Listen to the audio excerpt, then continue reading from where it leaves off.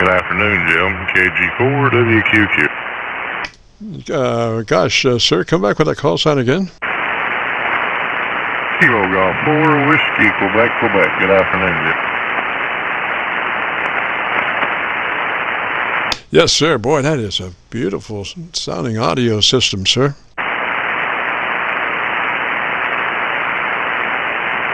Yeah, we've talked before several times. Sometimes I run a 4KC, sometimes I run 2.9. So we're just playing around with the 2.9 KC audio this afternoon. Yes, sir. Now, to me, that's just perfection. I know you can go to 4 or whatever, but you have nailed it on the 2.9 if that's what you're doing, and you have frequency response down to about 25 cycles on the low side, and balanced up towards 3, Roger. Yeah, that's pretty much the way we got it balanced, and it's Apache Lab, true SDR radio, and running a pure signal, so there's no splattering and no buckshot, even though they do accept it. Yes, sir. And whereabouts? What's the name there, and where are you located? My name's Richard, Jim. We've talked several times before. I just heard you in there. I figured I'd jump in and say good afternoon to you. Yes, sir. Whereabouts are you?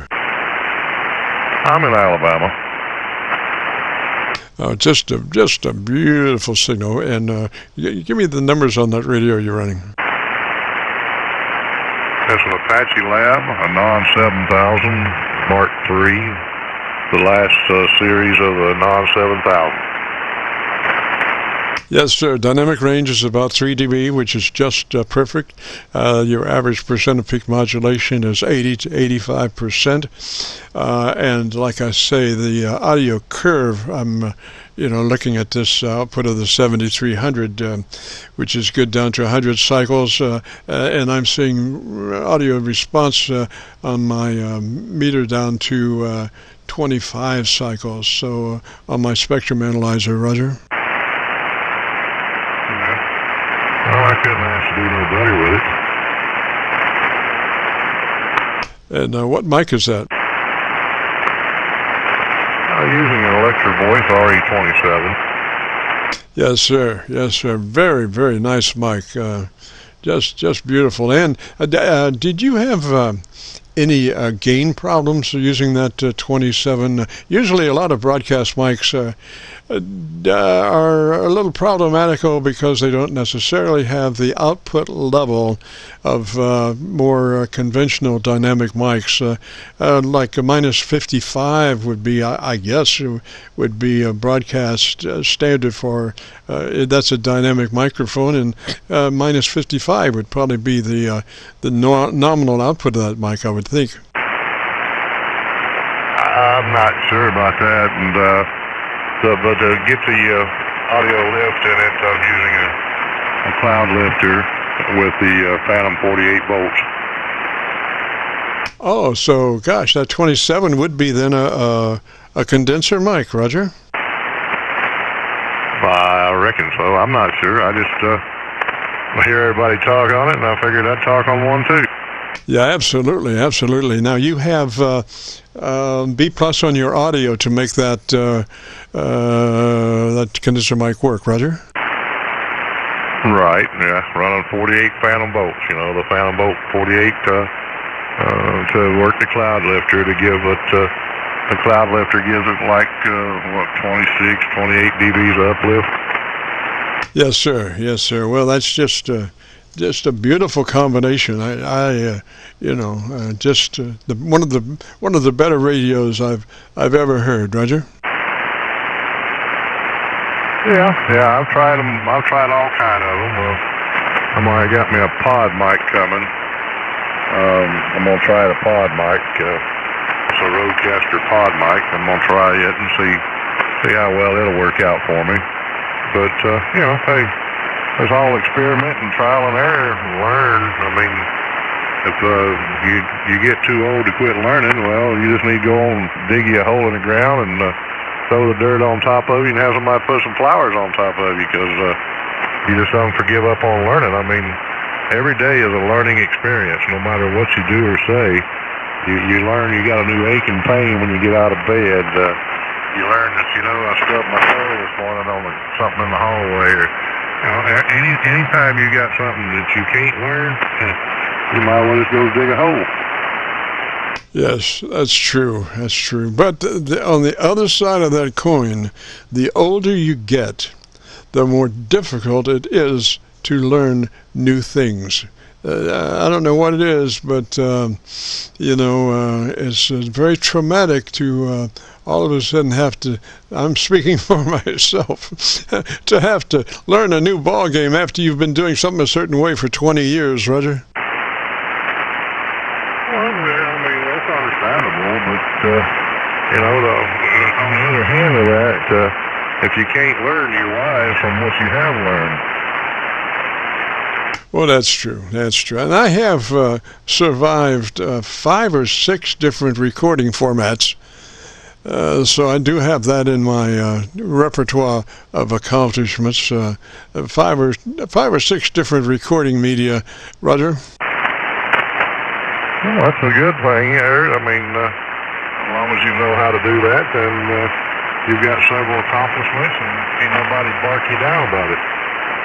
Yes, sir. All my recorders, my, thousands and thousands of dollars in reel-to-reel recorders, and all the rubber has unrubberized and gotten hard and gotten loose in some places and all in the wrong places. It's just amazing how digital has come along, Roger.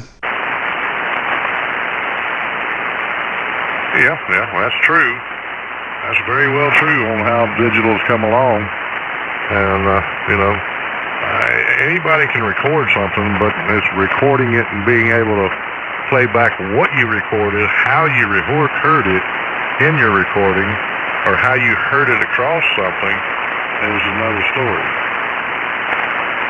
Yes, sir. Yes, sir.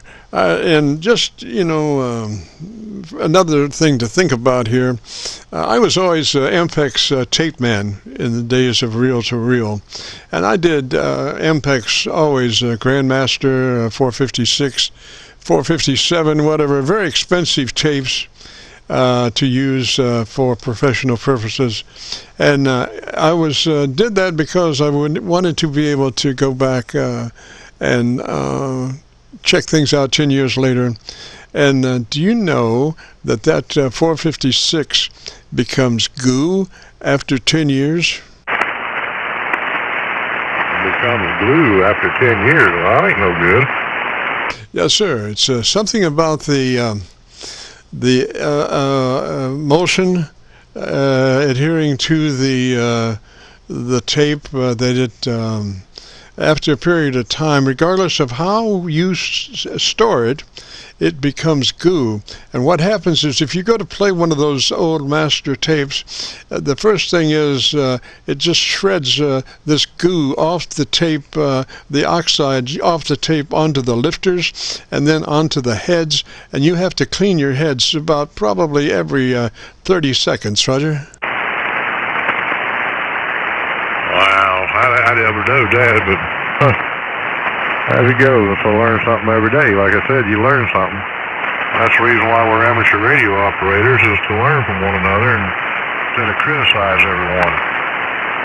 Yes, sir. I would think that 3M or Ampex could have been sued, should have been shot, really, for manufacturing a tape like that would, because, and like I say, a lot of studios use that for everything, dubs, masters, just the whole ball of wax. And, you spent, let's see here, $450 for 8-track, or 16-track tape, and then to have it to turn to goo after 10 years.